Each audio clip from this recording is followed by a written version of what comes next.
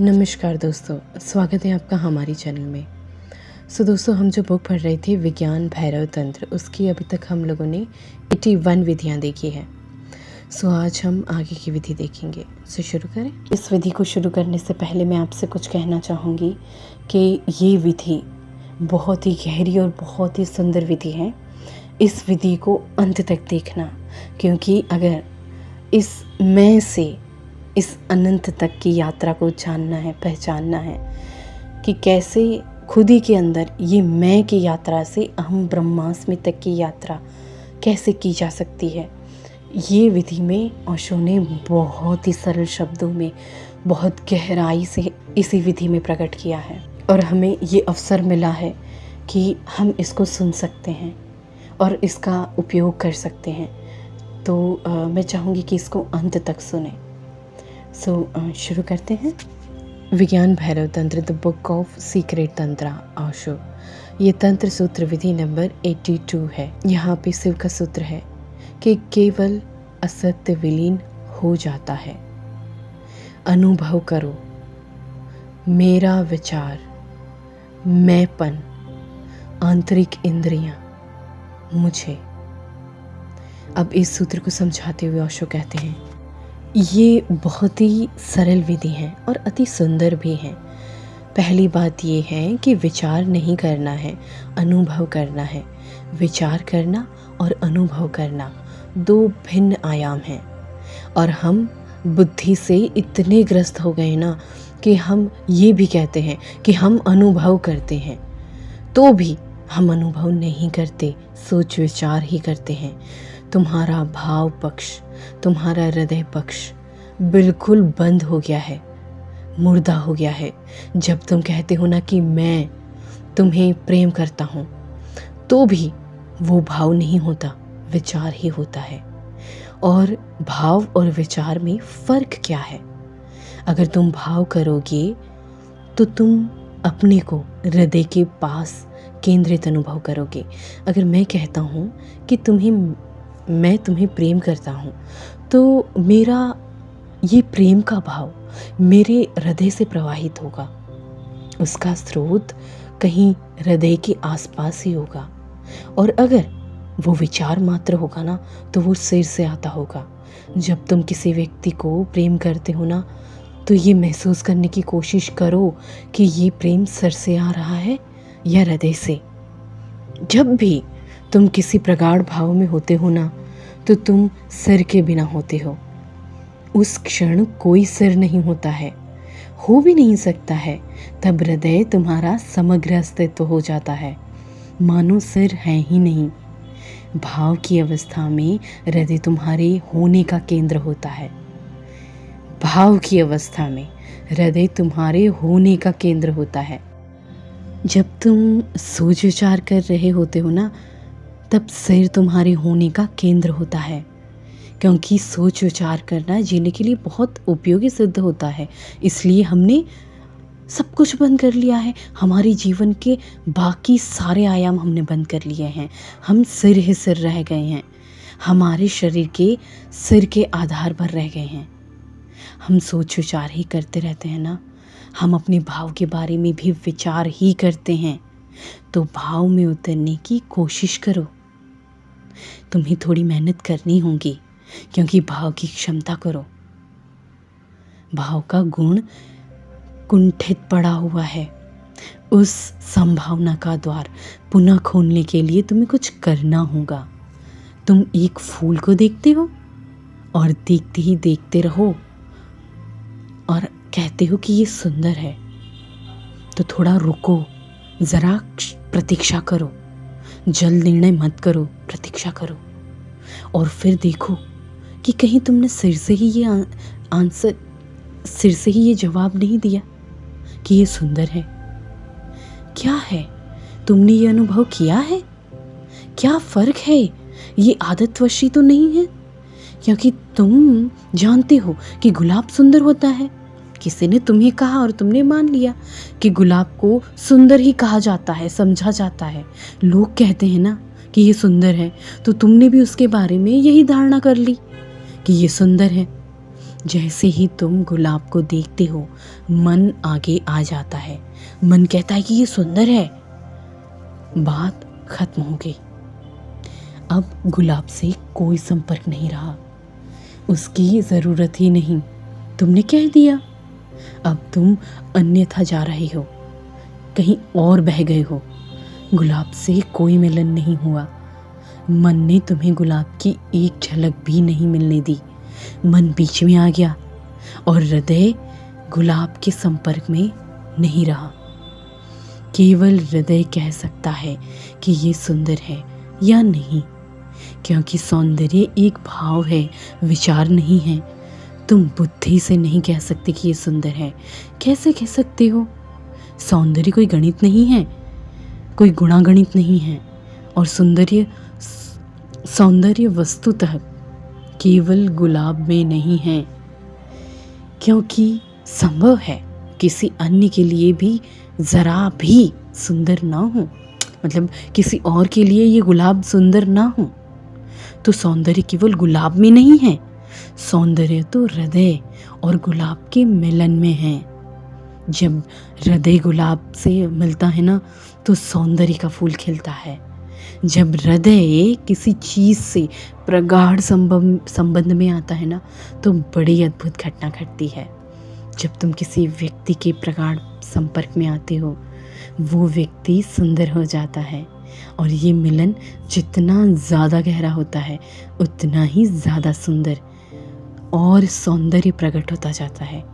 तो सौंदर्य वो भाव है जो हृदय को घटित होता है, मस्तिष्क को नहीं। सौंदर्य कोई हिसाब किताब नहीं है, और ना सौंदर्य को परखने की कोई कसौटी भी है। वो एक भाव है। अगर मैं कहूँ कि गुलाब सुंदर नहीं है, तो तुम विवाद नहीं कर सकते हो। क्यों? विवाद करने की ज़रूरत भी नहीं है। तुम कहोगे कि ये तुम्हारा स्वभाव है, तुम्हारा भाव है, और गुलाब सुंदर है, ये मेरा भाव है। वहाँ विवाद का तो कोई प्रश्न ही नहीं है।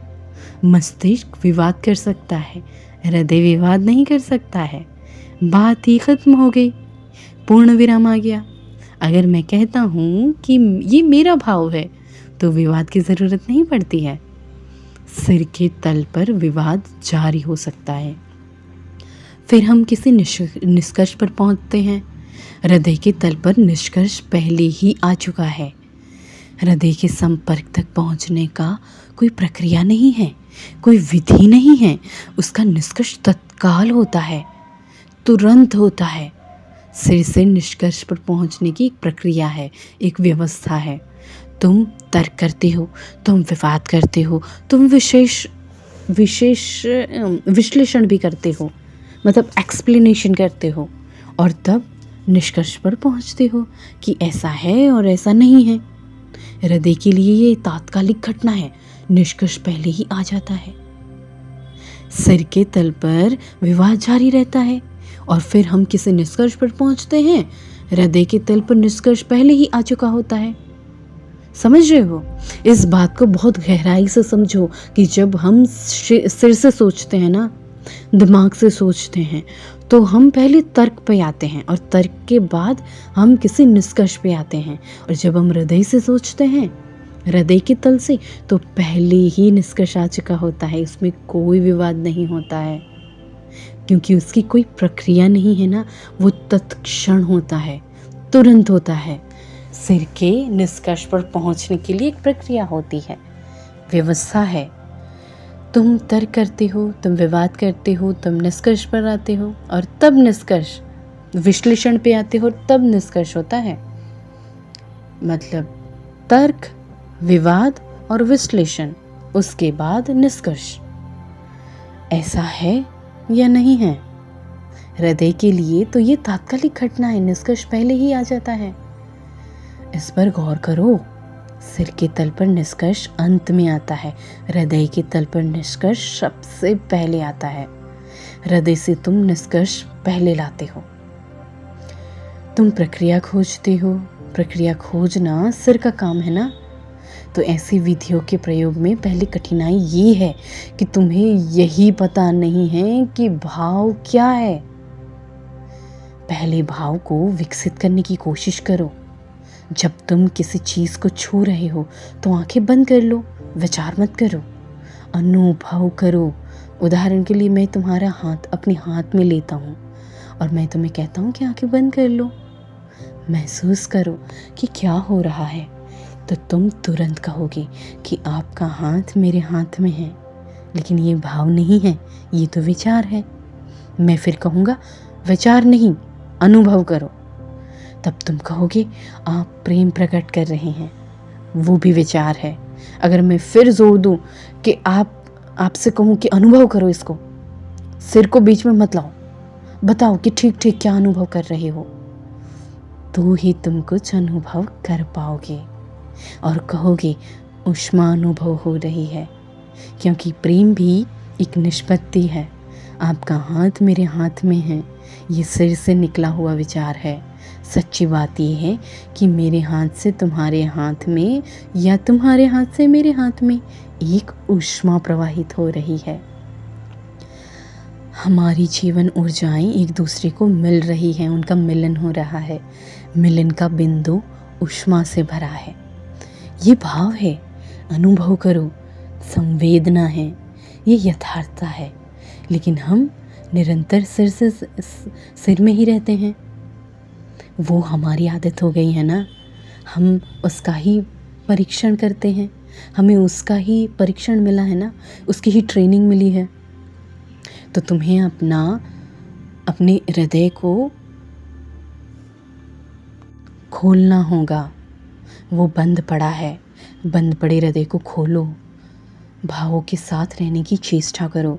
दिन में कभी कभी तुम जब कोई धंधा नहीं कर रहे हो ना, कोई कार्य नहीं कर रहे हो, किसी भी चीज़ में व्यस्त नहीं हो, कोई रुकावट नहीं है, तो शुरू करो। भाव के साथ जीना कठिन होगा, वहाँ सिर बहुत कुशल सिद्ध होता है। वो भावों का भरोसा नहीं किया जा सकता है जो विचार से आते हैं। लेकिन जब तुम अपने घर पर बच्चों के साथ खेल रहे हो ना, तो वहाँ सिर की ज़रूरत नहीं होती है, क्योंकि ये व्यवसाय नहीं है ना तुम्हारा। लेकिन तुम तो वहाँ भी अपने सिर को लगाते हो, नहीं छोड़ते हो, अलग नहीं करते हो अपने सिर को। तो अपने बच्चों के साथ खेलते हुए या अपने पति के साथ बैठे हुए या कुछ भी करते हुए कुर्सी पर विश्राम कर रहे हो, भाव में जियो, अनुभव करो। कुर्सी की बुनावट को अनुभव करो। तुम्हारा हाथ कुर्सी को स्पर्श कर रहा है, तुम्हें कैसा अनुभव हो रहा है? हवा चल रही है, हवा अंदर आ रही है, तुमसे होकर के गुजर रही है, तुम्हें स्पर्श कर रही है, तुम्हें कैसा अनुभव हो रहा है? रसोई घर में कुछ स्मेल आ रही है, वो कैसी लग रही है? कोई सुगंध आ रही है, कैसी लग रही है? तुम्हें महसूस करो उसको, उस पर विचार मत करना, सोच विचार मत करने लगो कि ये किसकी स्मेल है, क्या बन रहा है, अच्छी है, बुरी है, तीखी है, क्या है। रसोई घर में कुछ पक रहा है, तब तुम उसके बारे में सपने देखने लगते हो ना? नहीं, तो भी तथ्य है ये, उसे महसूस करो, तथ्य के साथ रहो, विचार में मत भटको। तुम चारों ओर से घटनाओं में घिरे हुए हो, तुम्हारी तरफ चारों ओर से बहुत कुछ आ रहा है, तुमसे आकर मिल रहा है, सभी ओर से अस्तित्व तुम्हें मिलने के लिए आ रहा है, तुम्हारी सभी इंद्रियों से हो करके तुम में प्रवेश कर रहा है। लेकिन तुम हो कि तुम अपने सिर में ही बंद हो, तुम्हारी इंद्रियां मुर्दा हो चुकी है, वे कुछ भी महसूस नहीं करती है। तो इसके लिए पहले तुम ये विधि का प्रयोग करो, थोड़ी संवेदनशील बनो, संवेदनाओं का विकास करो, क्योंकि ये आंतरिक प्रयोग है। जब तुम बाह्य को नहीं अनुभव कर सकते हो तो तुम आंतरिक को कैसे अनुभव कर सकते हो? ये तो बहुत कठिन बात है, क्योंकि आंतरिक सूक्ष्म है। अगर तुम स्थूल को नहीं अनुभव कर सकते, तुम सूक्ष्म को कैसे अनुभव कर सकते हो? अगर तुम ध्वनियों को नहीं सुन सकते हो तो तुम आंतरिक मौन को, निशब्द को, अनाहत नाद को कैसे सुन सकते हो? ये बहुत ही कठिन होगा, बहुत कठिन और बहुत ही सूक्ष्म। तुम बगीचे में बैठे हो और सड़क पर ट्रैफिक है, शोरगुल है और तरह तरह की आवाज़ें आ रही है। तुम अपनी आंखें बंद कर लो, वहाँ होने वाली सबसे सूक्ष्म से सूक्ष्म आवाज़ को पकड़ने की कोशिश करो। कोई कौवा काँव काँव काँव कर रहा है। काँव की आवाज़, इस काँव की आवाज़ अपने को एकाग्र करो। सड़क पर यातायात की भारी शोर है, इसमें कौवे की आवाज़ इतनी धीमी है, इतनी सूक्ष्म है कि जब तक तुम अपने बोध को उस पर एकाग्र करोगे ना, तुम्हें उसका पता ही नहीं चल पाएगा और तुम उसे सुनने लगोगे, उसके सूक्ष्म भेद को भी सुनोगे।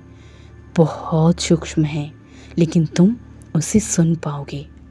तो अपनी संवेदनाओं को बढ़ाओ, तब कुछ स्पर्श करो, जब कुछ सुनो, जब भोजन करो, स्नान करो, अपनी इंद्रियों को खुला रखो। विचार मत करना, अनुभव करो। तुम स्नान कर रहे हो, अपने ऊपर गिरते हुए पानी की ठंडक को महसूस करो, उस पर विचार मत करना। ये मत कहो कि पानी ठंडा है, बहुत अच्छा है, कुछ भी मत कहो, कोई शब्द मत यूज़ करो, क्योंकि जैसे ही तुम शब्द देते हो ना, तुम अनुभव से चूक जाते हो। जैसे ही शब्द आता है मन सक्रिय हो जाता है। कोई शब्द मत दो, शीतलता को अनुभव करो, मगर ये मत कहो कि पानी ठंडा है, कुछ कहने की ज़रूरत ही नहीं है। लेकिन हमारा मन विक्षिप्त है, हम कुछ ना कुछ कहीं चले जाते हैं। मुझे स्मरण है कि एक विश्वविद्यालय में मैं था, मेरे साथ एक महिला प्रोफेसर थी जो लगातार कुछ ना कुछ बोलती रहती थी। उसके लिए असंभव था कि कभी चुप भी रहे। एक दिन मैं कॉलेज के बरामदे में खड़ा था और सूर्यास्त हो रहा था। अत्यंत सुंदर सूर्यास्त था और वो स्त्री ठीक मेरे बगल में खड़ी रही थी। मैंने कहा, देखो, वो कुछ बोल रही थी तो मैंने उनसे कहा, देखो कैसा सुंदर सूर्यास्त है। बहुत अनिच्छा से देखने को राजी हुई वो।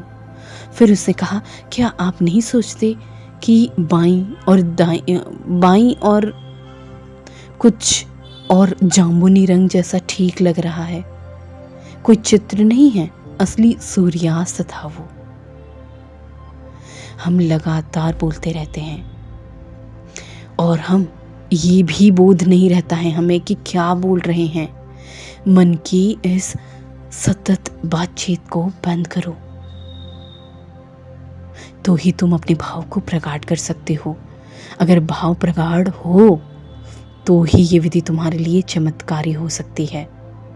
अनुभव करो मेरा विचार, आंखें बंद करो और विचार को अनुभव करो। विचारों की सतत धारा चल रही है, विचारों को एक प्रवाह, एक धारा बह रही है। इस विचारों का अनुभव करो, उसकी उपस्थिति को अनुभव करो। तुम जितना ही उन्हें अनुभव करोगे ना, वे उतनी ही अधिक प्रगाढ़ होते जाएंगे, परत दर परत, ना सिर्फ दर पर दर्द। विचार प्रगाढ़ होंगे जो सतत बह रहे हैं, जो सतह पर भी है ना, उनके पीछे भी और भी बहुत सारी विचारों की परत हैं। उनके पीछे भी और परतें हैं और परतें हैं। और ये विधि कहती है कि अनुभव करो मेरा विचार। और हम कहीं चले जाते हैं कि ये मेरा विचार है, लेकिन अनुभव करो, क्या वे सचमुच तुम्हारे विचार हैं? क्या तुम कह सकते हो कि ये मेरा है?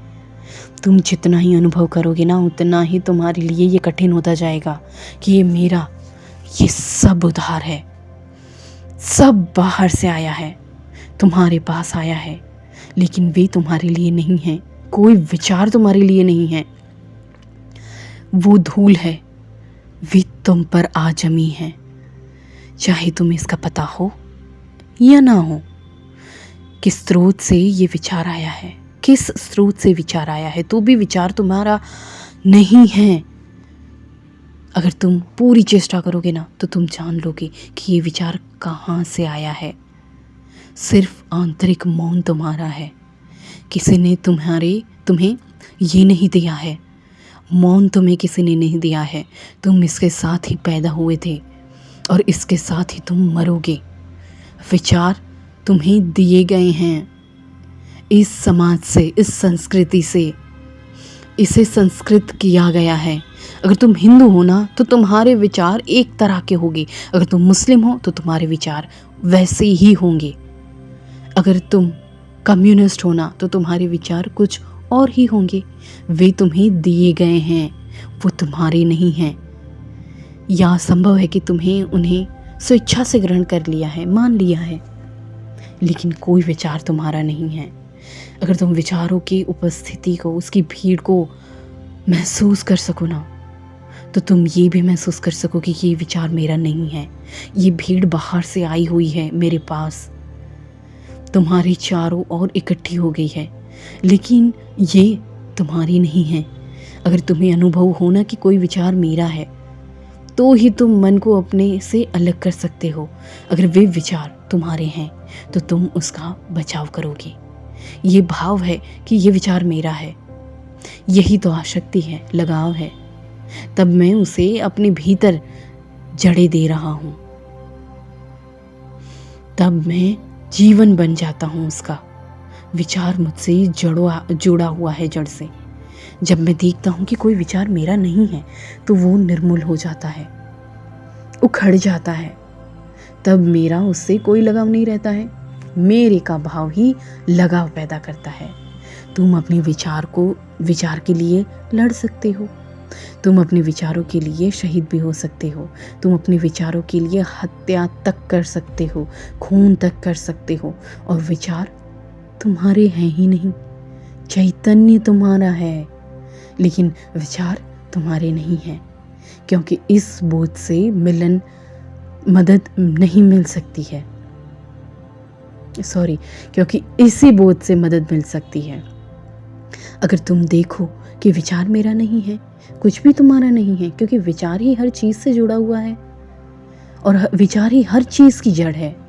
मेरा घर, मेरी संपत्ति, मेरा विचार, मेरा परिवार, ये चीज़ें तो बाहरी है ना, लेकिन गहरे में ये विचार मेरा है। अगर विचार मेरे हैं तो ही ये चीज़, इसका विस्तार, इसका फैलाव मेरा हो सकता है।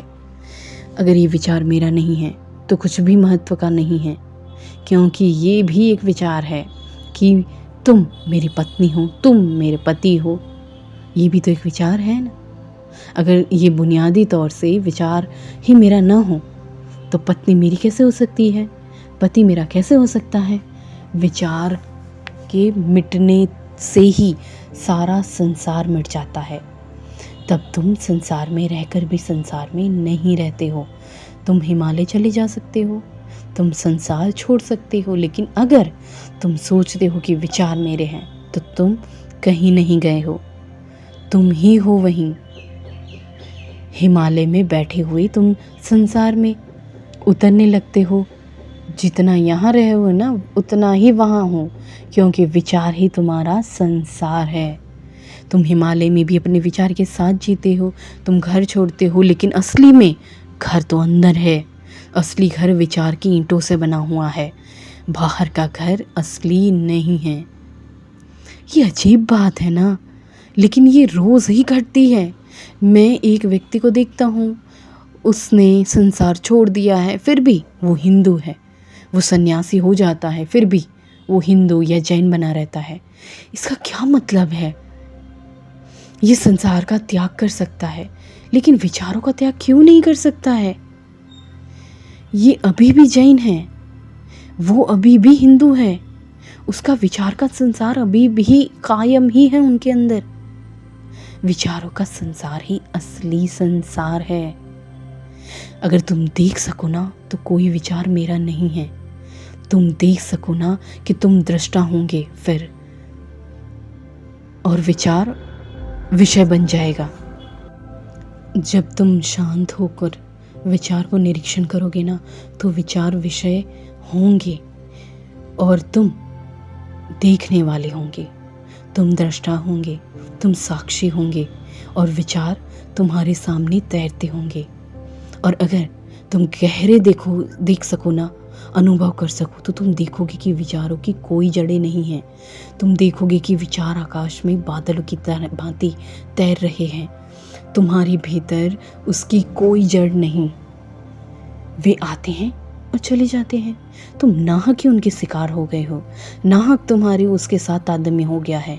विचार का जो भी बादल तुम्हारे घर से गुजरता है, तुम कहते हो कि ये मेरा बादल है। कहते हैं ना हम कि ये मेरा विचार है। विचार बादलों जैसे हैं, तुम्हारी चेतना के आकाश से वो गुजरते रहते हैं और तुम उससे लगाव निर्मित कर लेते हो। तुम कहते हो कि ये तो मेरे बादल हैं, सिर्फ एक आवारा बादल है जो गुजर रहा है। ये गुजर जाएगा। अपने बचपन में लौट आओ।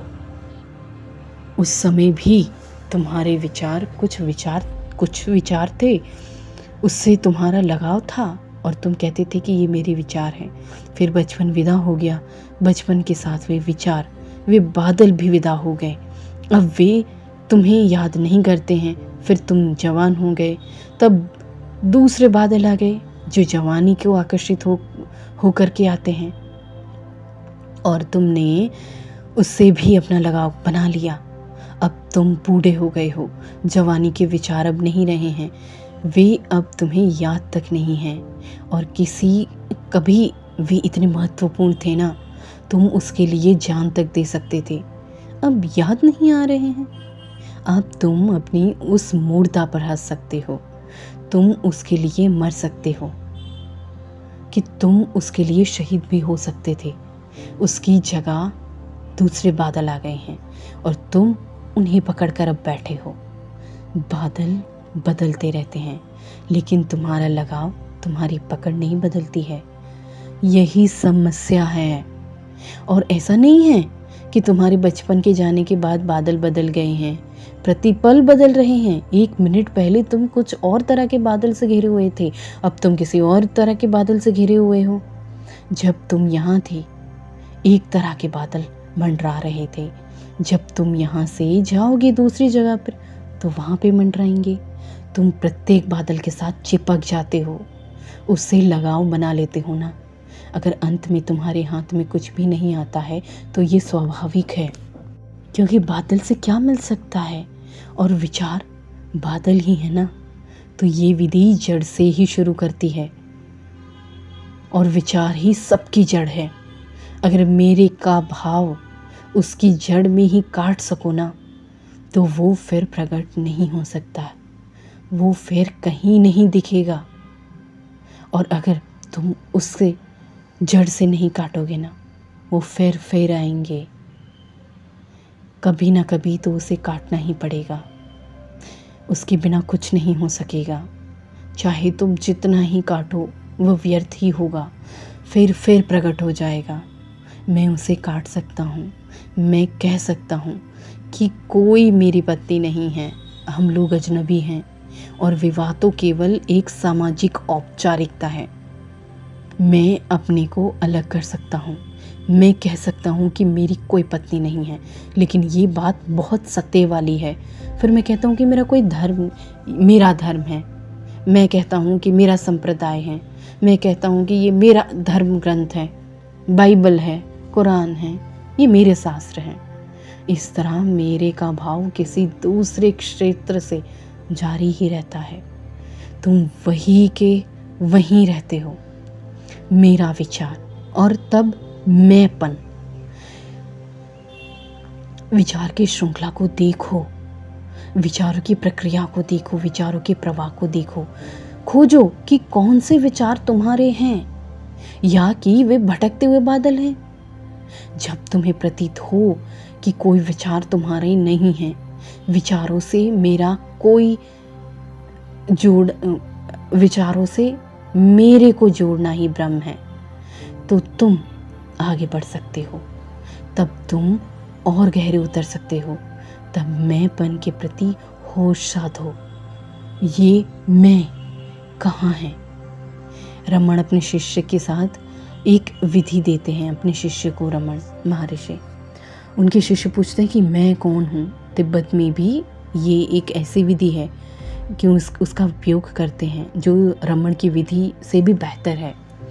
ये नहीं पूछते हैं कि मैं कौन हूँ, वे पूछते हैं कि मैं कहाँ हूँ, क्योंकि ये कौन समस्या पैदा करता है।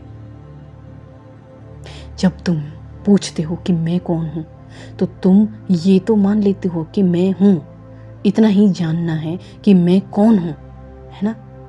अब प्रश्न इतना ही है कि मैं कौन हूँ। केवल प्रतिभिक्षा होगी ना, सिर्फ चेहरा पहचानना होगा ना, लेकिन वो है, अपरिचित ही सही, वो है। तो तिब्बत की विधि रमण की विधि से और भी बेहतर है। तिब्बत की विधि कहती है कि मौन हो, पूरे पूरे मौन हो जाओ और खोजो कि मैं कहाँ हूँ। अपने भीतर प्रवेश करो, एक एक कोने कातरे में जाओ और पूछो कि मैं कहाँ हूँ। तुम्हें मैं कहीं नहीं मिलेगा, तुम उसे कहीं नहीं पाओगे। तुम उसे जितना ही खोजोगे ना, उतना ही वहाँ नहीं होगा। और ये पूछते पूछते मैं कौन हूँ या कि मैं कहाँ हूँ, एक क्षण आता है जब तुम उस बिंदु पर पहुँच जाते हो जहाँ तुम तो होते हो लेकिन कोई मैं नहीं होता है, जहाँ तुम बिना किसी केंद्र के होते हो। लेकिन ये तभी घटित होता है जब तुम्हारी अनुभूति के विचार तुम्हारे नहीं हैं। ये ज़्यादा गहरा क्षेत्र है, ये मैंपन। हम इसे कभी अनुभव नहीं करते हैं, हम सतत मैं करते रहते हैं। मैं शब्द का निरंतर उपयोग होता है। जो शब्द सर्वाधिक उपयोग में किया जाता है वो है मैं, लेकिन तुम्हें उसका अनुभव ही नहीं होता है। मैं से तुम्हारा क्या मतलब है? जब तुम कहते हो कि मैं तो तुमसे मैं, तो उससे क्या मतलब है मैं का? मैं इशारा कर सकता है, मैं इशारा कर सकता हूँ और कह सकता हूँ कि मेरा मतलब ये है कि मैं अपने शरीर की तरफ इशारा कर सकता हूँ और कह सकता हूँ कि मेरा मतलब ये है ना। एक तो ये है, लेकिन तब ये पूछा जा सकता है कि तुम्हारा मतलब हाथ से है, तुम्हारा मतलब पैर से है मैं, तुम्हारा मतलब पेट से है मैं। तब मुझे इनकार करना पड़ेगा, नहीं, मुझे नहीं कहना पड़ेगा और इस तरह पूरे शरीर को इनकार करना पड़ेगा। तो फिर तुम्हारा क्या मतलब है मैं से? जब तुम मैं कहते हो, क्या तुम्हारा मतलब है सिर से? कहीं गहरे में जब भी तुम मैं कहते हो, एक बहुत धुंधला सा अस्पष्ट का भाव होता है। ये अस्पष्ट भाव तुम्हारे विचारों का है। भाव में स्थित होकर, विचारों से पृथक होकर इस मैंपन का साक्षित्व करो। इसे सीधे सीधे देखो। जैसे जैसे तुम उसका साक्षित्व करोगे ना, तुम पाओगे कि वो नहीं है। ये सिर्फ एक उपयोगी शब्द है, भाषागत प्रतीक है। आवश्यकता थी ना, लेकिन ये सत्य नहीं है। बुद्ध भी उसका उपयोग करते हैं। बुद्धत्व को उपलब्ध होने के बाद भी वो उनका उपयोग करते हैं। ये सिर्फ एक काम चलाओ उपाय है। लेकिन जब बुद्ध मैं कहते हैं ना, तो उनका मतलब अहंकार नहीं है, क्योंकि वहाँ कोई भी नहीं होता। जब तुम इस मैंपन का साक्षित्व करोगे ना, तो ये विलीन हो जाता है। इस क्षण में तुम्हें भय पकड़ सकता है, तुम आंतरिक हो सकते हो। ये अनेक लोगों के साथ होता है। जब भी वे विधि में गहरे उतरते हैं ना, तो वे इतने भयभीत हो जाते हैं ना कि भाग खड़े होते हैं। ये स्मरण रहे, जब तुम अपने मैंपन का साक्षित्व करोगे ना, अनुभव करोगे, तो तुम ठीक उसी स्थिति में होंगे जिस स्थिति में मृत्यु के समय होगा, जिस स्थिति में मृत्यु का समय होगा, ठीक उसी स्थिति में। क्योंकि मैं विलीन हो रहा है अब, और तुम्हें लगेगा कि मेरी मृत्यु घटित हो रही है। तुम्हें डूबने जैसा भाव होगा, मैं डूबता जा रहा हूँ। और यदि तुम भयभीत हो गए तो तुम बाहर आ जाओगे और फिर विचारों को पकड़ लोगे, क्योंकि वे विचार सहयोगी होंगे, वे बादल वहाँ होंगे। तुम उससे फिर चिपक सकते हो, तुम्हारा भय जाता रहेगा। स्मरण रहे, ये भय बहुत शुभ है, ये एक आशापूर्ण लक्षण है। भय बताता है कि तुम गहरे जा रहे हो और मृत्यु गहनतम बिंदु है। तुम मृत्यु में उतर सको तो तुम अमृत को उपलब्ध हो जाओगे, क्योंकि जो मृत्यु में प्रवेश कर जाता है ना, उसकी मृत्यु असंभव है। क्योंकि जो मृत्यु में उतर जाता है उसकी मृत्यु नहीं रह कर सकती। तब मृत्यु भी बाहर बाहर ही होती है, परिधि में होती है। मृत्यु कभी केंद्र में नहीं होती है, सदा परिधि पर ही होती है। जब मैंपन विदा होता है तो तुम ठीक मृत्यु जैसा ही अनुभव करते हो। पुराना गया और नए का आगमन हुआ। ये चैतन्य जो मैंपन के जाने पर आता है ना, सर्वथा नया है, अछूता है, युवा है, कुंवारा है। पुराना बिल्कुल नहीं बचा भी। वो मैंपन विलीन हो जाता है और तुम अपने अछूते कुंवारेपन में, अपनी संपूर्णता में, ताजगी में प्रकट करते हो। तुम अस्तित्व के गहरे से गहरे तल को छू लेते हो। तो इस तरह सोचो, विचार उसके नीचे, मैंपन उसके नीचे, तीसरी चीज़। तो पहले तो विचार, उसके नीचे मैंपन, और एक तीसरी चीज़ भी है, मेरा विचार, मैंपन, आंतरिक इंद्रियां, मुझे। जब विचार विलीन हो चुके हैं या उन पर तुम्हारी पकड़ छूट गई है ना, वे चल भी रहे हैं तो उससे तुम्हारा कोई लेना देना नहीं है। तुम पृथक, अनासक्त और विमुक्त हो, और मैंपन भी विदा हो गया है। तब तुम आंतरिक इंद्रियों को देखने लगते हो। ये आंतरिक इंद्रियां, ये सबसे गहरी बात है। तुम अपनी बाह्य इंद्रियों को तो जानते हो, हाथ से मैं तुम्हें छू सकता हूँ, आँख से मैं तुम्हें देख सकता हूँ, ये बाह्य इंद्रियां हैं। आंतरिक इंद्रियां वे हैं जिसमें मैं अपने होने को देखता हूँ, महसूस करता हूँ, अनुभव करता हूँ। बाह्य इंद्रियां दूसरों के लिए हैं। मैं बाह्य इंद्रियों के द्वारा तुम्हारे संबंध में जान सकता हूँ, लेकिन मैं अपने बारे में कैसे जान सकता हूँ? ये भी मैं कैसे जान सकता हूँ? मुझे मेरे होने की अनुभूति, होने की प्रतीति, होने का एहसास कौन देता है? इसके लिए आंतरिक इंद्रियां हैं। जब विचार ठहर जाते हैं और जब मैंपन नहीं बचता है, तो उस शुद्धतम में, उस स्पष्टता में तुम आंतरिक इंद्रियों को देख सकते हो। चैतन्य, प्रतिभा, मेधा, ये आंतरिक इंद्रियां हैं। चैतन्य, प्रतिभा, मेधा, उनके द्वारा मैं अपने होने को अनुभव करता हूँ। मैं अपने अस्तित्व का बोध होता है, मेरे अपने अस्तित्व का बोध होता है। यही कारण है कि अगर तुम अपनी आंखें बंद कर लो ना, तो तुम अपने शरीर को बिल्कुल भूल सकते हो, लेकिन तुम्हारा ये भाव कि मैं हूँ वो बना रहता है। और उससे ये बात भी समझ में आती है कि ये बात बिल्कुल सच है कि जब कोई व्यक्ति मर जाता है ना, तो हमारे लिए तो वो मर जाता है, लेकिन उसे थोड़े समय लगता है इस तथ्य को पहचानने के लिए कि मैं मर गया हूँ। क्योंकि होने का आंतरिक भाव वहीं का वहीं होता है। तिब्बत में तो मरने के विशेष प्रयोग हुए हैं और वे कहते हैं कि मरने की तैयारी बहुत ज़रूरी है। उनका एक प्रयोग इस प्रकार है कि जब भी कोई व्यक्ति मरने लगता है ना, तो गुरु या पुरोहित या कोई भी जो बारदो प्रयोग करता है, उससे क्या कहा जाता है कि स्मरण रखो, होश रखो, बोध बनाए रखो कि मैं शरीर छोड़ रहा हूँ।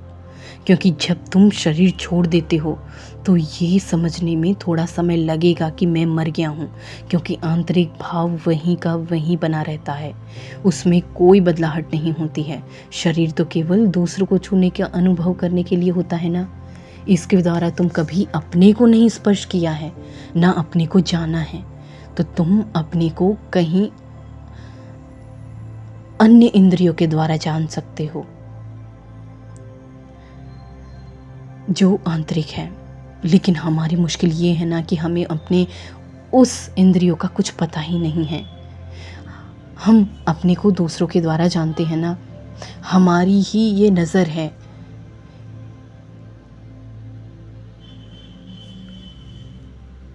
जो हमारी तस्वीर है वो दूसरों द्वारा ही निर्मित की गई है ना। मेरे बारे में दूसरे जो कहते हैं वही मेरी और मेरे संबंध में यही जानकारी जानते हैं।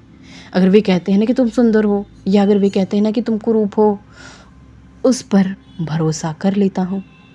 मेरे बारे में दूसरों के माध्यम से, दूसरों के प्रतिफलन से होकर के जो कुछ मुझे बताता है वही मेरे संबंध में धारणा बन जाती है मेरी। अगर तुम अपनी आंतरिक इंद्रियों को पहचान लो, तुम समाज से बिल्कुल मुक्त हो गए। ये मतलब है कि जब पुराने शास्त्र में कहा जाता है नहीं कि सन्यासी समाज का हिस्सा नहीं है, क्योंकि वो अब स्वयं को आंतरिक इंद्रियों के द्वारा जानता है।